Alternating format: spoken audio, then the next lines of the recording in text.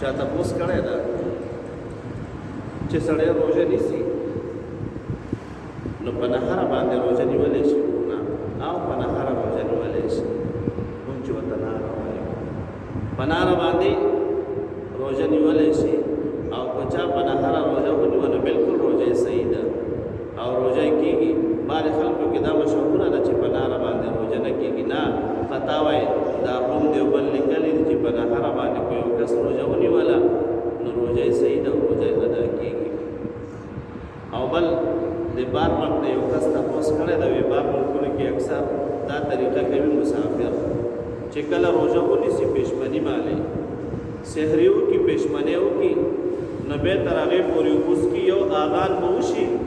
او دغه کسان به وایي د دې پکې بل اذان شته نو اذان به شروع وي او دا به اوس کې نو که چا د اذان په ټایم کې اوبه وڅښلې د روژه ماته دغه حالت کې دا د روژه ختم شوې ده او دا ګوره ده په قص باندې کړې ده او کم سړي چې د رمضان المبارک روژه په قص باندې وخوړه نو دا به د یو روژې په سر کې 2 میاشتې کفاره ادا کوي د یو روژې په سر کې 2 میاشتې د کفارې په طور باندې او خپله روژه به هم نیسي هماغه چې کومه یې ماته کړې ده د هغې قضا به هم راوړي او بیا به یې کفاره هم ادا کوي نو د یو روژې کفاره 2 میاشتې ده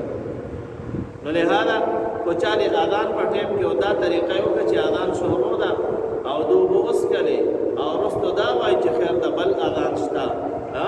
او دغه ټایم کې وڅښلې نو دې سړي روژه ماته ده او روژه یې نه ده شوې